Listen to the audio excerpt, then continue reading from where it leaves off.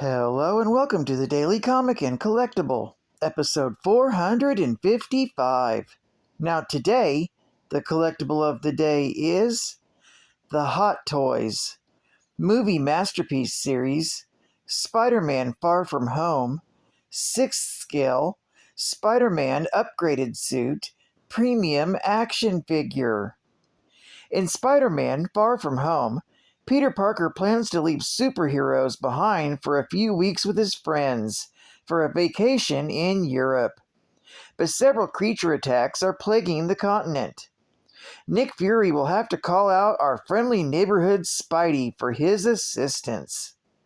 Expertly crafted, based on Tom Holland's appearance in the movie, the latest Spider-Man figure features a newly developed head sculpt with astonishing likeness. This 1/6 scale figure of Spider-Man includes a newly developed head sculpt with an uncanny likeness of Tom Holland as Peter Parker, plus an interchangeable masked head sculpt with 4 pairs of eyepieces to create a numerous combination of looks and expressions. This Hot Toys Spidey contains 30 points of articulation for extreme posing and display. Figure is 11¼ inches in height and also includes 10 interchangeable hands with black web pattern, and each piece of the head sculpt is intricately hand-painted. Spidey's costume is a tailored red and black upgraded suit embossed with grayish-black trim, web patterns, and black spider emblem on chest. 1 pair of red-colored boots embossed with the grayish-black pattern, and 3 sets of magnetic web wings. Spidey's accessories include a pair of glasses full of Stark tech, a spare soft goods mask, non-wearable, 6 spider threads in different shapes and lengths attachable to his web shooters, an open spiderweb accessory, a smartphone, dynamic figure stand with nameplate and movie logo, plus a Mysterio mini drone with attachment for connecting to display stand. Head sculpt was designed, sculpted, and painted by artists Yu Lee, E. Lee, and J.C. Hong. Released by Hot Toys Collectibles. Now, the comic of the day is Amazing Spider-Man, Volume 1, issue number 387, with a cover date of March 1994, with story by David Michelini, art by Mark Bagley, and cover by Mark Bagley. This issue is titled The Thief of Years. We open with the Vulture having successfully stolen a rejuvenating device developed by Dr. Benita Sanchez at Empire State University. Using the device on Spider-Man, the Vulture begins absorbing the wall crawler's life force. This causes the Vulture to become youthful and vital again, growing a full head of hair in the process. He leaves the withered body of Spider-Man behind and flies away. The wall crawler is still alive, but feels incredibly weak. When Dr. Sanchez says the police are coming, Spider-Man quickly flees the scene. Just then, a janitor enters the room and offers to clean up. Benita shouts at him to bring the authorities upstairs. At first, the janitor is indignant that she would shout orders at him, but quickly changes his tone and agrees to her request. While up on the roof, Spider-Man is winded after climbing up the side of the building. Pulling off his mask and feeling his face, he realizes that he's suddenly become old. This has horrific implications for the wall crawler, who decides to make the slow and painful trip back home to figure out what to do next.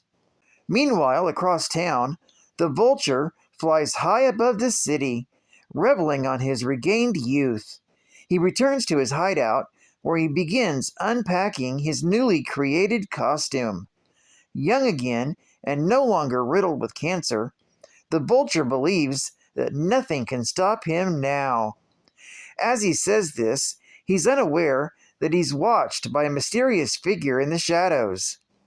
Later, Spider-Man returns home just at the same time as his wife, Mary Jane. Peter is horrified about his wife seeing him like this and tells her not to come into his private room because he's developing photos. Still, Mary Jane needs to talk to him because her mall appearance ended with her almost getting shot by an angry fan. But when she barges into the room, Peter is already long gone. Up on the roof, Spider-Man begins to wonder who he can go to with this recent problem. Meanwhile, the Vulture has finished putting on his new costume, continuing to gloat over his newfound youth. Suddenly, he's struck with pain. While in Queens, an elderly Peter Parker gets off the bus. He can hardly believe the bus driver is telling him about the senior's discount when he wasn't in high school very long ago. On his way to his Aunt May's house, he's hassled by some young punks. Peter doesn't do anything about it, because he isn't sure he could teach them a lesson in his infirm body. As he gets closer to Aunt May's house, he wonders if he's been allowed prejudice towards Aunt May's age cloud his ability to believe her about his parents. He looks in on his Aunt May, who's baking a pie in the kitchen, when suddenly he feels a great deal of pain and runs off before Aunt May can see him. When the pain becomes unbearable, he lashes out and knocks down a lamppost with a single blow. Realizing what he's done, Peter looks at his hands and discovers that he's back to his proper age. He then realizes if this has happened to him, he wonders if the opposite is true about the Vulture. And sure enough, the Vulture has become old again, and he is furious. His raving is interrupted by the janitor from Empire State University, who is much more than he appears to be, and offers to help the Vulture fix his problem. An hour later, Spider-Man arrives at Empire State University and sees some men trying to carry the Juvenator out of the science building. Thinking they are thieves, he confronts them, only to learn that they were hired to move the device by Dr. Benita Sanchez. Suddenly, Spider-Man is ambushed by the Vulture, who's able to dodge his attack thanks to his spider sense. The Vulture is still furious at the wall-crawler, denying his request to die when he discovered that he had cancer. As Spider-Man is busy fighting the Vulture, the men finish loading the Juvenator and begin driving away. Unable to go after them, Spider-Man tags the truck with a spider tracer. Once the truck has gotten away, the Vulture retreats as well. The web-slinger is about to go after him when he hears Dr. Sanchez screaming up in her office. Swinging up to help her, he's shocked when he sees that Benita Sanchez is being held at gunpoint by Benita Sanchez. The Sanchez imposter tosses Benita out the window, forcing Spider-Man to rescue her, while the imposter escapes. Getting Sanchez to safety, she asks Spider-Man to get the Juvenator back. Spider-Man quickly swings across the city. Spider-Man discovers that the spider tracer is out of range. He has suspicions as to who the phony Benita Sanchez might be. Thankfully, he was able to memorize the license plate number on the truck. With this information, Spider-Man goes to the Daily Bugle, where, as Peter Parker, he asks Ben Ulrich to use his NYPD connections to look it up. Peter declines to tell Ben why he needs the information and tells him that he'll be back for it later. Peter decides to do something he should have done a long time ago. Later, Spider-Man pays a visit to Richard and Mary Parker at his Aunt May's house. He tells them not to be afraid and reveals to them that he's really their son, Peter Parker. This comes as a shock to Richard and Mary, but they are proud of him. When Aunt May comes home, Peter asks his parents to keep this a secret because she's been acting strange lately and he isn't sure he can trust her with the truth yet.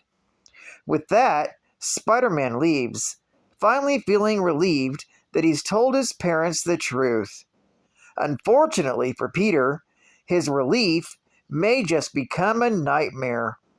As soon as Peter is gone, Richard and Mary suddenly change their demeanor. With sinister looks upon their face, they realize what needs to be done next. They need to kill Peter. To be continued in Amazing Spider-Man, issue number 388. Geek Fact: Aunt May began suspecting that the people claiming to be Richard and Mary Parker are imposters since Amazing Spider-Man, issue number 382, from October of 1993. Aunt May's suspicions proved correct, as revealed in the next issue. The real Richard and Mary Parker died on a government mission decades earlier, as revealed in Amazing Spider-Man Annual Number 5 from November of 1968. Bonus Geek Fact: Believe it or not, but Peter Parker first graduated from high school in Amazing Spider-Man Volume 1, issue number 28 from September of 1965. Another bonus geek fact: the Vulture was revealed to have cancer in Spectacular Spider-Man, Volume 1, issue number 186 through 188, from March to May of 1992. Another bonus geek fact: the Vulture had asked Spider-Man to let him die in Spectacular Spider-Man, issue number 188, from May of 1994, but it was a request Spider-Man denied. State-of-the-art gaming. Spider-Man and the X-Men. Arcade's Revenge. Hey, bub. Spider-Man and his mutant pals need your help to escape from Arcade's diabolical amusement park. Battling killer clowns, hungry piranhas, lethal doom balls, and deadly robot replicas of spider villains like Carnage and Juggernaut. Will Spider-Man's webs, my claws, Gambit's energy cards, Storm's lightning bolts, and Cyclops' optic blasts mean game over for Arcade? That depends on you. Got it, bub? Pick this up today. The battle to survive just got ugly. Two titans of terror are about to square off in the most fearsome fighting the galaxy has ever seen. As a predator warrior, you'll battle dozens of deadly double-jawed alien beasts bent on your annihilation. But you're ready. A cloaking device makes you instantly invisible. You're armed to the teeth with spears, lasers, wrist blades, and killer kickboxing maneuvers. Weapons you'll need to survive 10 treacherous levels of claw-to-claw combat. Overcome swarms of alien drones, warriors, chest bursters, and face huggers. And you'll still face your ultimate challenge, a monstrous battle with the Alien Queen. Alien vs. Predator. Now face to hideous face for the very first time on the Super Nintendo Entertainment System, Game Boy, and MS-DOS from Activision. Get yours today. Advertising ad fact. Now available, the 1994 Fleer Ultra X-Men Premier Edition trading cards. There's 150 base cards in the set, featuring stunning artwork and detailed descriptions of your favorite X-Men. Cards are printed on high-quality glossy cardstock and feature a variety of exciting subsets, including hologram cards, foil stamped cards, and special edition chase cards. You'll receive 12 cards per pack. Here's your chance to uncover rare and valuable cards. Order yours today from Fleer Ultra. And final geek fact. Adrian Toombs became an electrical engineer and inventor. Toombs, with his business partner, Gregory Bestman, started Bestman and Toombs, a small electronic firm. It was during this time there that Toombs first developed an electromagnetic harness that would allow the wearer to fly. Toombs' excitement at his invention was cut short when he discovered Bestman was embezzling money from the company. When Toombs physically confronted Bestman in his office, he found that the exposure to the harness increased his strength. Bestman fired Toombs for attacking him and assumed full control of the company. Later, Toombs retired to a farm on Staten Island and continued to work on his harness. In the meantime, Bestman decided to sell Bestman and Toombs. Learning of this, Toombs adopted the disguise of the Vulture, ransacked Bestman's office, and stole his money back. Having enjoyed the experience, Toombs decided to become a costumed criminal full-time. A little-known fact, it's recently been revealed that due to his prolonged use of the harness, the Vulture can levitate or float his body without even using the harness. However, at a very slow speed. Like his other abilities, it is probable that the ability too would fade with time, away from the harness. Adrian Toombs, or the Vulture, was created by Stan Lee and Steve Ditko, and his first appearance was in Amazing Spider-Man, Volume 1, Issue Number 2, with a cover date of May 1963. In fact, the Vulture was the first costumed supervillain that Spider-Man ever fought. Well, I'd like to thank you for joining me for another Daily Comic and Collectible, and I hope to see you again tomorrow. This is Cat Fan Comics Man, and I'll catch you on the flip. Over and out.